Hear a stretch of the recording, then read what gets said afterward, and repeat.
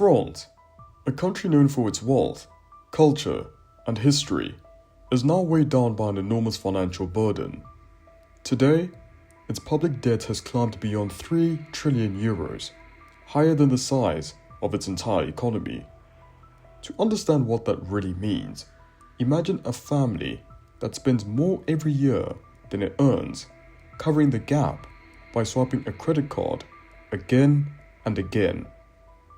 That's how France has managed its public finances for decades. But unlike a family, this is not just about one household. It's about a nation at the heart of Europe, a nation whose choices ripple across the continent. And the deeper France borrows, the more fragile its position becomes. How did one of the wealthiest countries in Europe, a founding member of the Euro, a pillar of the West, end up here? And more importantly, what does this mean for the future of France itself? We'll be breaking it down extensively from the start. Euro currency shift, trade imbalances, financial crisis and Eurozone debt crisis, super taxes, economic liberalization, welfare, horrifying debt and deficit figures. Welcome to Gauge Introductory, the intersection where power defines policy and capital drives outcomes. Thank you for your time.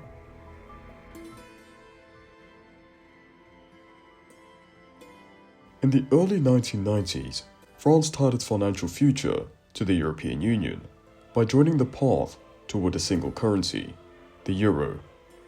Why would the government do this? The French franc currency had been strong thus far.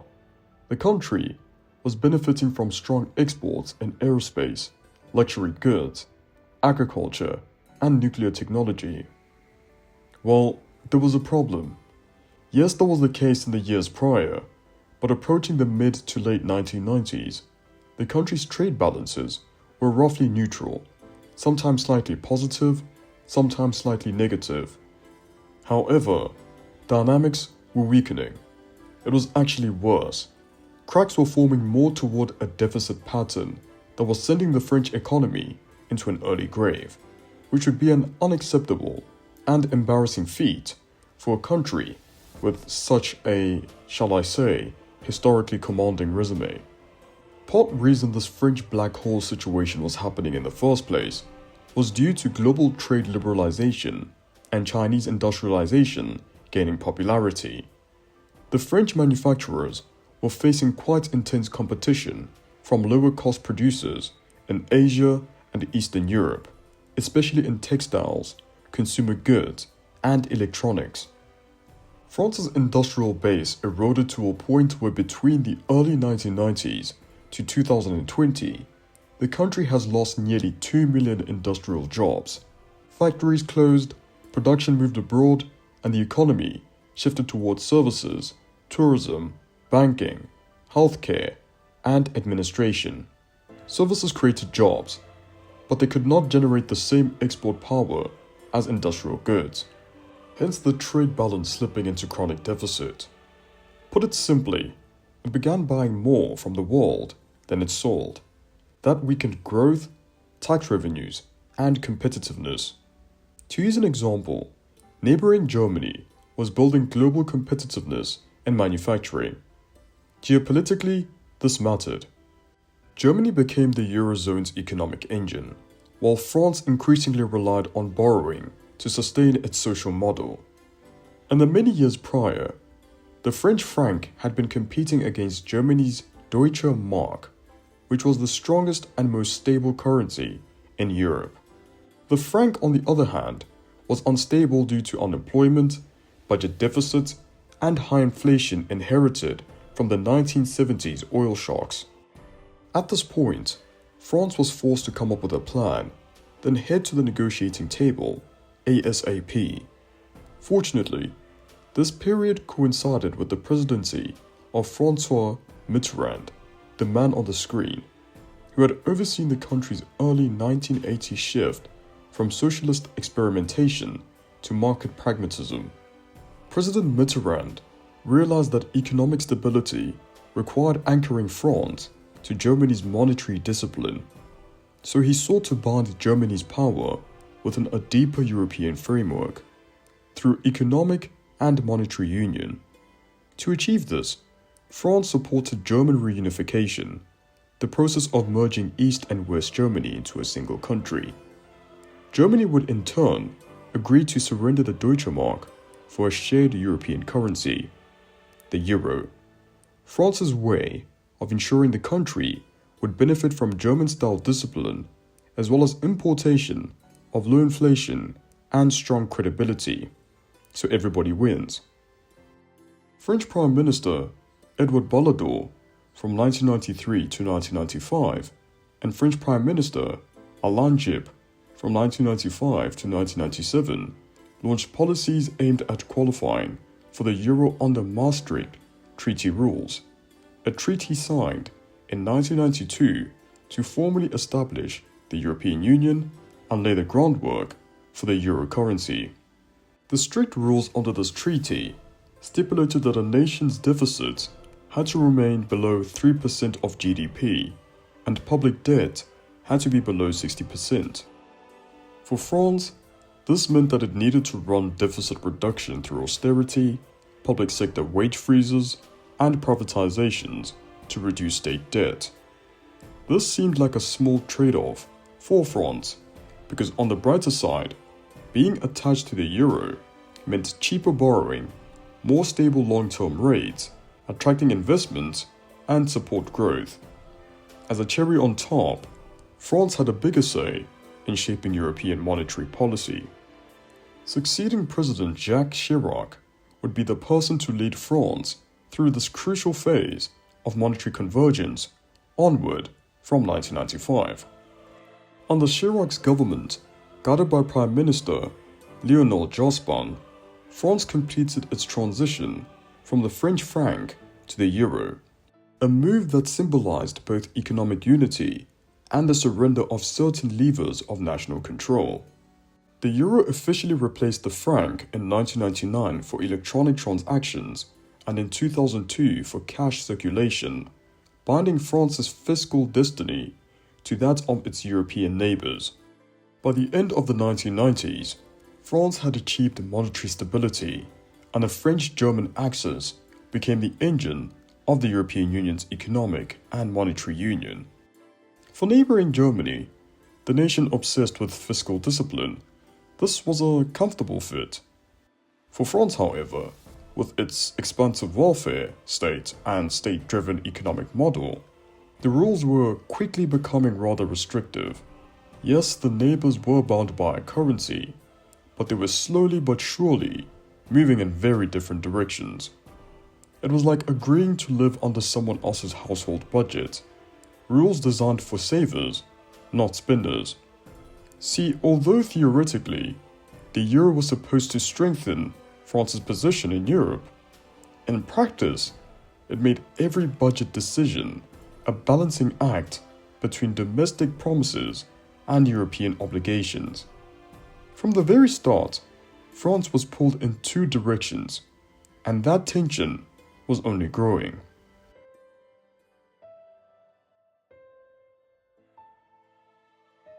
Entering the millennium, France was still being led by right-wing President Jacques Chirac and left-wing Socialist Prime Minister Lionel Jospin, which was about to produce a mixed or conflicting result because of their differing economic philosophies and political priorities. To start off, the economy was showing strong early growth, around 3.6% in 2000, driven by global expansion and domestic demand. It ended up slowing down by 2001 to 2002, with growth falling to around 1 to 2% as the dot-com bubble burst and global demand weakened. Now, to add on to that, Prime Minister Jospin's social policies, like the 35-hour work week, helped maintain employment but sometimes hurt business flexibility. Jospin further emphasized welfare, state investment, and labor protection. President Chirac favored liberal reforms like tax cuts, business flexibility, and public debt control. President Chirac ended up viewing Prime Minister Jospin's policies as slowing competitiveness. These two's political tug-of-war often produced compromise laws that satisfied neither side completely. Strangely, they still managed to make things work for the French economy. Unemployment fell from about 12% in 1997 down to 8% by 2001. This was largely due to labor market programs and strong growth, though the drawback that critics pointed out was that this wasn't sustainable, as many of the new jobs were subsidized or part-time. The country maintained a moderate trade surplus from the later 1990s to the early 2000s, benefiting from a weak euro and reasonably strong industrial exports. But competitiveness started eroding by 2002 as labor costs rose slightly faster than in Germany. These French government cohabitation years ended with early signs of declining industrial competitiveness. President Chirac managed to win re-election in 2002. He saw that he wasn't going to be working with Prime Minister Jospin anymore and appointed Prime Minister Jean-Pierre Raffarin. The government's focus then shifted to fiscal discipline, pension reform, and competitiveness. At this point post-2002, the euro currency was strengthening across the board, especially against the dollar. Indeed, that was a good thing. However, the trade-off was that French exports became more expensive. The labor costs kept rising and productivity kept stagnating. The chronic deficit pattern mentioned earlier was worsening, and by 2004 to 2005, France was running annual trade deficits around 10 to 15 billion euros. Being under the euro meant locked-in exchange rate. France could no longer devalue their own currency to restore price competitiveness. See, the policies implemented in the mid-90s, aiming to qualify for the euro, caused suppressed domestic investment and industrial renewal, resulting in exports growing sluggishly and domestic demand weakening. France's trade balances were officially still on the positive, but with signs displayed through export performance, things were headed for disaster. Now, in the late 90s, the causes are mentioned earlier with globalization acceleration competition and manufacturing shifting to other nations brings us to these issues in the 2000s. In contrast, Germany's trade surpluses exploded in the 2000s, exceeding 100 billion euros by 2005 due to its reinforced export-oriented manufacturing and labor cost moderation. France's industrial decline in the 2000s period was exacerbated by rising unit labor costs due to rigid labor laws and the 35-hour work week. The energy and social charges, so the payroll taxes, pensions, healthcare, made French goods less competitive abroad. By 2005, French manufacturing had fallen from 4.2 million in 1997 to around 3.6 million. Industrial share of GDP fell from 14.7% in 1997 down to 12.3% in 2005. High-value industries such as aerospace, luxury, and pharmaceuticals survived, but mid-tier manufacturing eroded rapidly.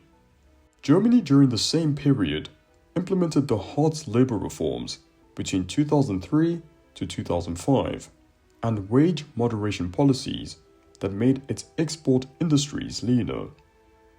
This meant unit labor costs fell, productivity rose faster than wages, and German exports, so machinery, autos, chemicals, became globally dominant.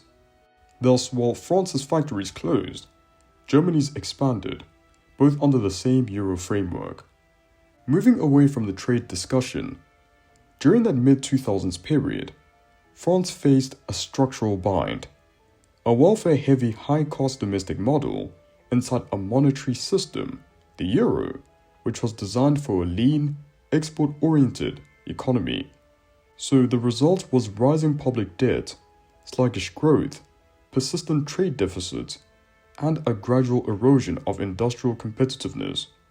If only the recently elected in 2007 French President Nicolas Sarkozy and Prime Minister François Fillon knew the worst was yet to come and that they were walking into an imminent catastrophe. Yes, I'm talking about the global financial crisis of 2008.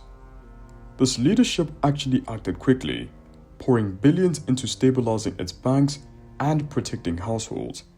But the true cost? Debt soared from 65% of GDP in 2007 to over 85% by 2012. That means for every euro France produced, it owed nearly 85 cents. Growth slowed, unemployment hovered around 10%, and deficits became routine. The crisis left a permanent scar. For the first time, the euro's rules weren't just spent, they were broken, and France would never return to its pre-crisis financial path.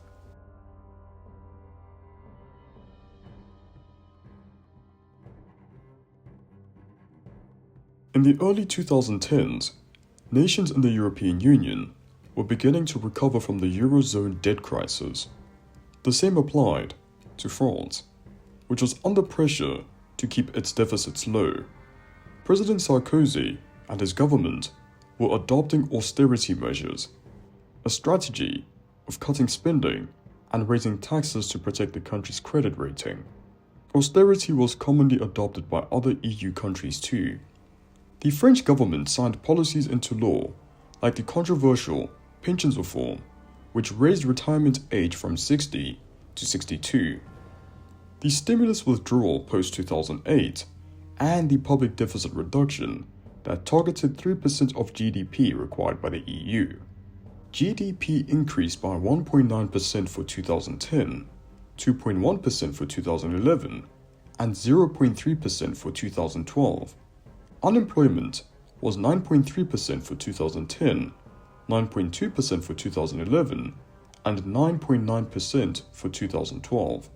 Public debt was 82.3% of GDP for 2010, 85.6% of GDP for 2011, and 89.6% of GDP for 2012. Do you see the trend going on? France's business confidence was recovering in 2010. Then there was moderate optimism, driven by exports in 2011, and then it all began declining amid the Eurozone debt crisis. To summarize, President Sarkozy's government rebounded from the 2008 to 2009 financial crisis, recording moderate growth in 2010 to 2011. However, by 2012, the Eurozone debt crisis slowed growth sharply, unemployment crept back up, and public debt continued to rise despite austerity and competitiveness reforms. France avoided recession, but stagnated. The reforms restored investor confidence, but hurt domestic demand and popularity. In the second quarter of 2012, Socialist Party member President François Hollande would replace Sarkozy as the man to steer France's troubled economy. France's Prime Minister would be Socialist Party member Jean-Marc Ayrault, who would join President Hollande in the challenge. At this point, they were inheriting weak growth, high unemployment, and large public debt. So ideally, the new socialist French government decided to focus on social spending, raising the minimum wage slightly, reversing Sarkozy-era labor reforms, and taxing the rich through a notable policy dubbed the super tax, a 75% tax on incomes over 1 million euros. This was viewed as a rather noble idea, but would later be dropped amid the government realizing that if this economy were to be saved, they would need pro-business reforms, and if you want business investment, you can't be scaring off investors with high taxes. So a pro-business shift became the order, and in came in the responsibility-packed policy in 2014, which gave businesses tax credits for hiring. This would later be followed by the labor market reform policy in 2016, which loosened rigid hiring-firing rules. When 2017 arrived, France, along with Germany, had been coordinating policies prioritizing EU cooperation to stabilize the Eurozone. This was part of the follow-up to the 2016 Development and International Solidarity Framework, emphasizing EU coordination and France's multilateral role.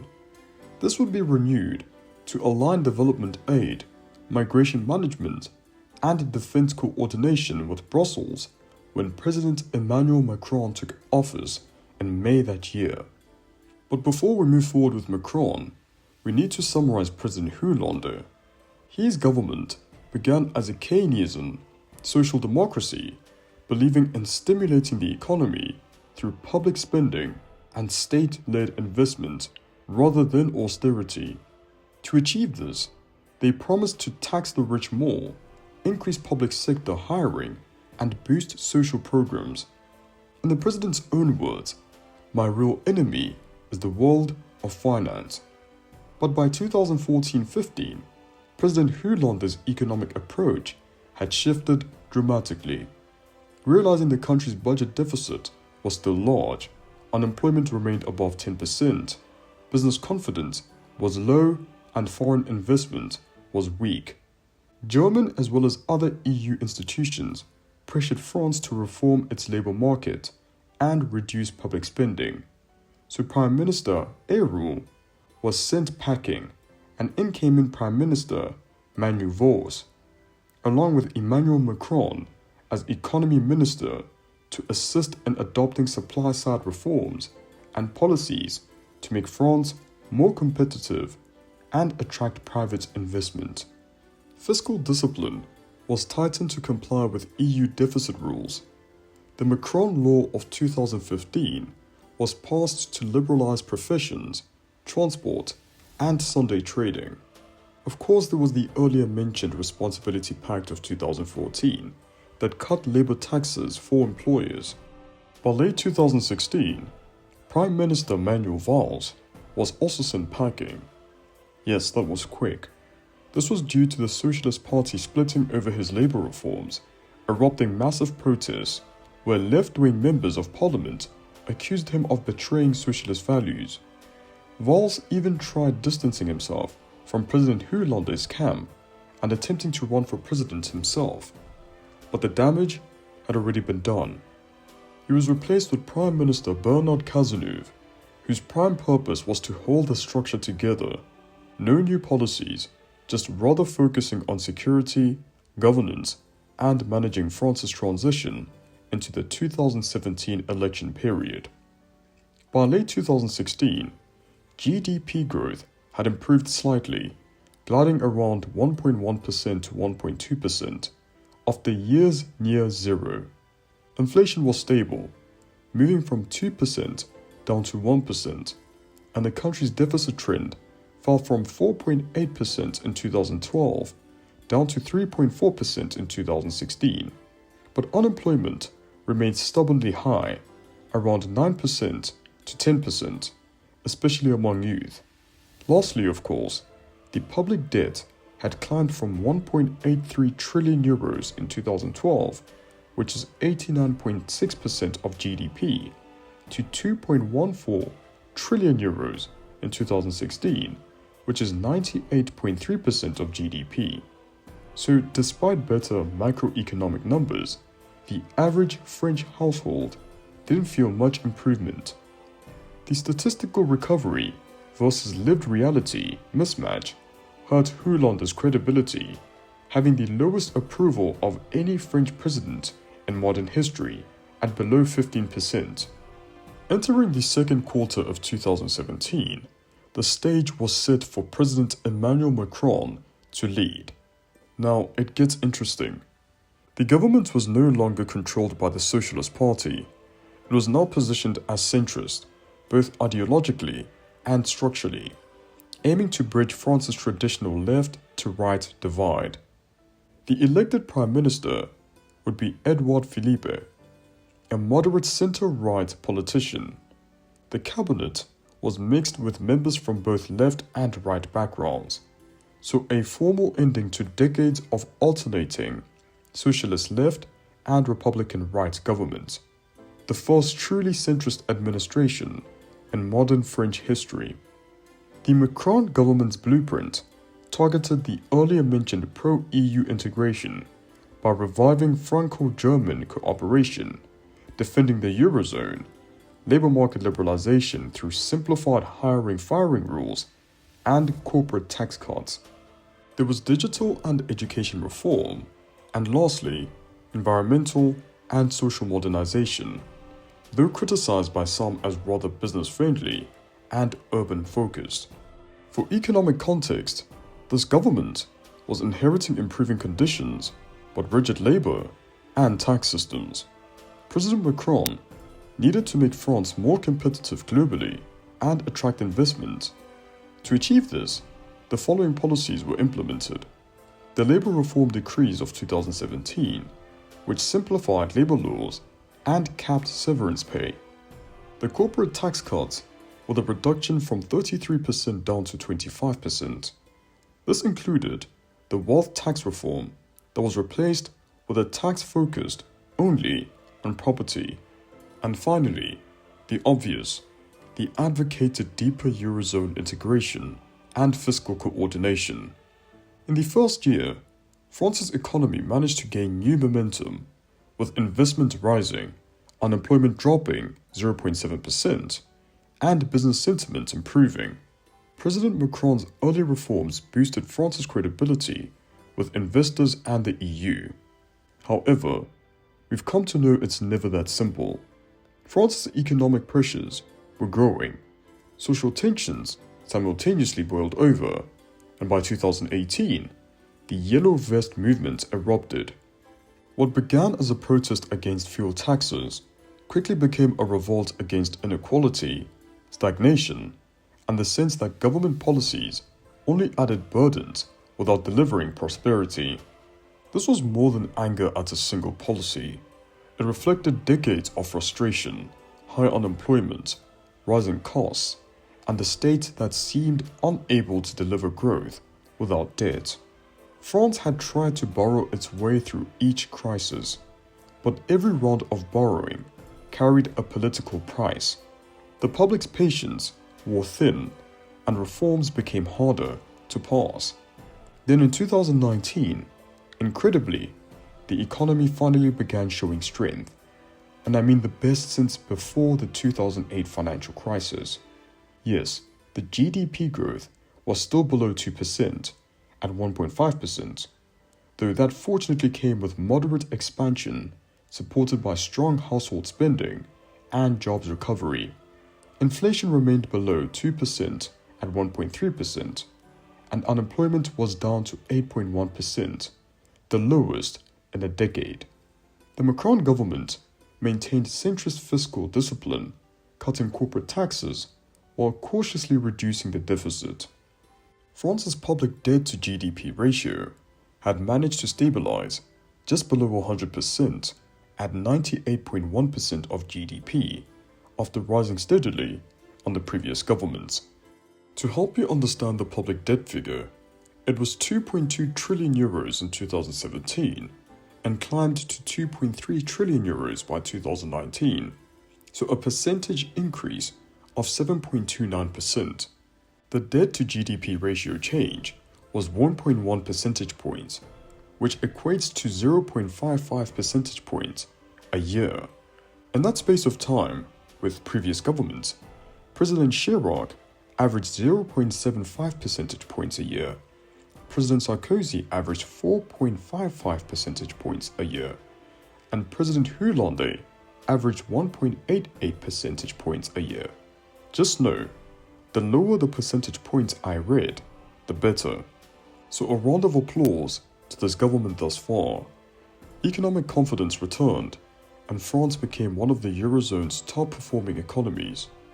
Until crisis hit everybody.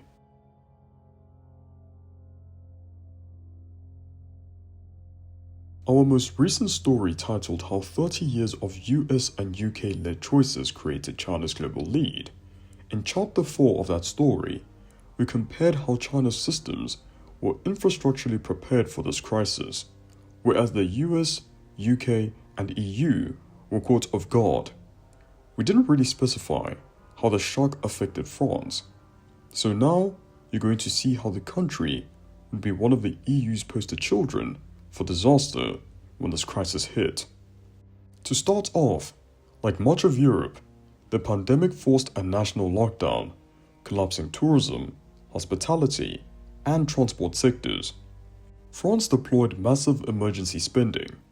President Macron launched the whatever it takes response, a €100 billion stimulus plan with massive state support for wages, healthcare, and business bailouts. Debt surged past 115% of GDP, putting France in the same league as southern economies like Italy and Spain. For a time, the danger was hidden.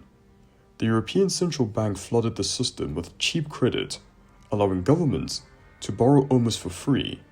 But once inflation returned in 2021, interest rates rose sharply, and the cost of servicing France's debt began to climb. The bill for decades of borrowing was finally coming due. The 2020 figures revealed that France's GDP growth was negative 7.9%. Unemployment remained stable at 8% due to the state aid. Public debt went from €2.3 trillion in 2019 to €2.6 trillion in 2020. And finally, inflation was 0.5%. Despite being one of Europe's steepest recessions, France avoided mass layoffs thanks to aggressive government intervention. During that 2020 period, a crucial decision was made to allow that and more to happen for the French economy. The Macron government swapped out Prime Minister Philippe for Prime Minister Jean Castex. Castex was appointed partly because of his role coordinating the exit from France's first lockdown, and his government's policy focused on health, reopening the economy, mitigating social and economic impact. With that agenda being set in place by 2021, the French economy saw a rapid rebound due to reopening and fiscal stimulus. The France Relance plan that was implemented continued targeting green energy, digital transformation, and reindustrialization. The consumer demand ended up surging, exports recovered, and unemployment declined. The figures show that GDP growth was 6.8%, unemployment was 7.9%, public debt was 2% lower than in 2020 at 113% of GDP, worth €2.83 trillion, and inflation went up by 1%, coming in at 1.6% for 2021. Fun fact, France managed to regain its pre-pandemic GDP faster than Germany. Now a turn toward a bumpy strait in 2022 would see much of the West taking a strict approach toward Russia's conflict with Ukraine through sanctions. This triggered energy price spikes and inflation pressures, a period that coincided with President Macron's re-election for a second term in April that year, which also brought in a new Prime Minister, Elisabeth Borne, the following month. To combat this inflation and energy crisis, this government introduced energy price caps, fuel rebates, and state control over the French multinational electric utility company, EDF, to protect households. The 2022 inflation crisis saw France manage better than most EU peers due to state price controls, but this came at the cost of high spending. GDP growth parked at 2.6%, inflation quadrupled to 5.9%, unemployment declined to 7.2%, and public debt decreased to 111.6% of GDP, which was still worryingly worth €2.95 trillion. The trend of slowed growth for France would continue into 2023 due to the energy price and global tightening issue. The Macron government pushed for pension reform that would see the retirement age raised from 62 to 64. This reignited protests, of course. On the brighter side, promoted investment in green industry, EVs, chips, biotech, semiconductors, and AI continued under the €30 billion France 2030 plan. Several new battery plants, hydrogen facilities, and semiconductor projects opened. These policies aimed to produce in France again, a reversal of offshoring trends from the 1990s to 2000s period. Remember, if you want to understand more and see the catastrophic issues with these offshoring policies from this era firsthand, I recommend this video comparing the US and UK against China. It will appear at the end of this video. Now back to France. By the end of 2023, GDP growth was worryingly low at 0.9%. Inflation went down by 0.8%, gliding at 4.9%. Unemployment increased by 0.3%, sticking at 7.5%, and public debt was 110% of GDP, meaning the gross debt was worth €3.1 trillion. Nevertheless, the economy was actually resilient by avoiding recession and maintaining lower inflation than Germany or, say, the UK. Unemployment falling to around 7% was better than the 10% figure we saw a decade earlier. Public spending and support policies helped cushion citizens and businesses. France reduced dependence on a single sector by expanding renewable energy, digital technology, and aerospace industries. The government simultaneously maintained strong agriculture, luxury goods, and pharmaceutical exports. This, along with Macron's Choose France initiatives, attracted foreign investment as a cherry on top. The reforms introduced by Macron's government remain controversial, but continue to aim for long-term fiscal responsibility. So even with the French economy being tossed into harsh waters at the hands of the euro crisis, COVID-19, and the Russia-Ukraine conflict with other EU countries, France still managed to find the shore with a more stable, diversified, and industrially revived economy at the end of 2023. However, we have come to know the high debt and social tensions remain the nation's weakness. The question remains, how will the country manage to confront this?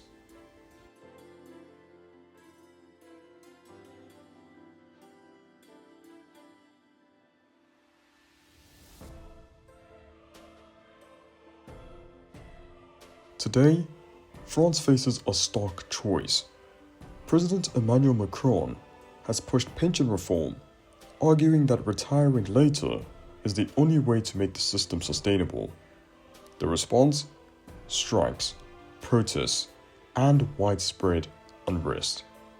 At the same time, the EU's fiscal rules, suspended during COVID, are back. Brussels expects France to cut deficits and stabilize its debt. But here lies the paradox. How does a government already borrowing to cover everyday expenses suddenly impose fiscal discipline without provoking social upheaval? It is the same dilemma again and again. European rules demand restraint, French society demands protection, and the debt keeps rising. Even with French Prime Minister Elisabeth Borne's pension reforms, hardline immigration asylum bill, 40% increased military spending between 2024 and 2030, and the measures to support households and businesses, it wasn't enough. She had to submit her resignation at the request of President Macron, signaling the need for a political reset. To give you context, after the 2022 legislative elections, Macron's centrist government lost an absolute majority in the National Assembly and had to govern as a minority. So any major reform Prime Minister Borne and his government tried to pass, there was increased political instability.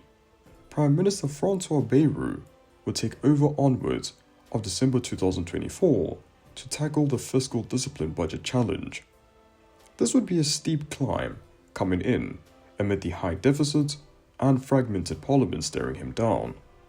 efforts to stabilize government with no clear majority in the National Assembly saw Prime Minister Bayrou's government attempting to navigate a divided legislature and frequent no-confidence threats. Prime examples included the unpopular proposal of large deficit cuts and the abolition of 2 public holidays, as if raising the retirement age wasn't enough. Bayrou's perceived refusal to negotiate and compromise with the various parliamentary blocs was key to his downfall. This is without mentioning the parliament voting against a confidence motion in his government, of course, which saw him submitting his resignation too. By September 2025, Prime Minister Sébastien Lecornu was chosen as the next man to take on this fight. He was seen as somebody who might be better placed to negotiate across the fractured parliament and manage urgent challenges such as the budget and economic stability. With him entering office in an attempt to do that, Prime Minister Lecornu set a target of reducing France's budget deficit to around 4.7% of GDP by 2026. Previous prime ministers tried to achieve 3% of GDP, but with time, it became a mammoth task. Lecornu also reaffirmed a medium-term ambition to bring the deficit below 3% of GDP by 2029. Lecornu ruled out reinstating a broad wealth tax on high net worth individuals in the short term. He proposed operational savings of around 6 billion euros and limited growth and health spending commitments set at 5 billion euros to help meet the target. Wisely, he announced that the controversial reform pushed by Macron to raise the retirement age would be shelved until after the 2027 presidential election. The estimated cost of suspending the retirement reform is about 400 million euros for 2026 and 1.8 billion euros for 2027. Yes, this makes deficit targets harder to reach. Even so, this assists in averting immediate large-scale protests or government collapse, which reduces political risk premium for businesses and foreign investors. Okay, so while being under pressure from the left for greater fiscal fairness, Prime Minister Lecornu rejected an outright new wealth tax on the ultra-wealthy, on the grounds it would harm jobs, investment, and competitiveness. His mission is explicitly to provide a credible budget and reduce institutional instability, which in turn is seen as necessary for economic confidence. Lecornu committing to deficit reduction and aiming for 3% of GDP by 2029 allows France to signal to markets, EU partners, and investors a degree of fiscal responsibility that also helps interest rates spread and investor confidence climb. While there are broad ambitions for this economy, the avoidance of radical reforms like the wealth tax shows a more cautious path. Sure, this may slow the shifts needed in the economy, such as redistribution and investment in new sectors, but it also avoids destabilizing capital flight or job losses. The Prime Minister's decision to move away from bypassing Parliament via Article 49.3. This is a constitutional article that allows laws to bypass full parliamentary debate. That's what Bayrou did, by the way. This, along with suspending unpopular reforms, signaled to citizens that the government is more responsive. This adds on to the improvement of social climate, labor relations, and reduced strike risk, a crucial concoction for growth. The fact that France still has a fractured parliament, high public debt that has last officially been reported to have climbed to 113.2% of GDP, worth 3.3 trillion euros, according to INSEE's final 2024 report, it's definitely ballooned since. The deficits continuing to remain above EU targets means that while the policies are stabilizing, they are not yet transformative. The challenge remains to convert these stabilization moves into sustainable growth. Whilst we're still on the note of a fractured parliament, on the 6th of October 2025, Less than a month after securing his position as Prime Minister in September, Lecornu resigned just hours after unveiling his cabinet. Why? Well, not only did he include figures seen as close to the previous administration, causing discontent amongst his new intended allies, some key politicians indicated they would withdraw their support if he proceeded with his planned ministers. See, since the 2024 snap election, Lecornu and his government have found it difficult to secure a stable majority or consensus. So again, he had to tread carefully. He himself stated the conditions needed to govern were not met. His noble decision to not invoke Article 49.3 for the budget deadline looming was seen as a gamble for consensus, but in a fractured assembly, it made his task more difficult. Many parties weren't willing to compromise, so he concluded that governing effectively under those conditions was untenable, so he resigned. Unfortunately for Lecornu, Macron is backed into a corner, and he trusts him. He would reinstate him as Prime Minister, so he could continue with the mission of forming a new government and delivering the 2026 budget. The parliamentary deadlock, with no stable majority, multiple blocks of centrist, left and far-right members, will just have to find means to work through this for the betterment of the country. The deficits continue to remain large. The annual deficits are above 5% of GDP, and the interest payments are growing, which is causing the structural burden to remain sizable. Now, as the borrowing costs increase, more budget must go to interest payments, in turn reducing room for investment or other reform spending. This raises the risk of what is called a doom loop, where higher interest flows into higher deficits, which flows into more borrowing, ultimately going back to higher interest payments. Who does France owe exactly? It's a mix of domestic and foreign creditors, so French banks, insurance companies, and pension funds. There's also the central bank treasury, households, other domestic investors, and the large slice held by foreign investors, which account for roughly half of government bonds. Global and euro area interest rates have increased, and markets demand higher yields for French debt amid political uncertainty, raising the government's annual debt. So as long as France sticks to its plan of a 17 billion euro spending cut and a 14 billion euro estimated additional revenue for the 2026 budget, the government hopes things shouldn't look too bad for the future.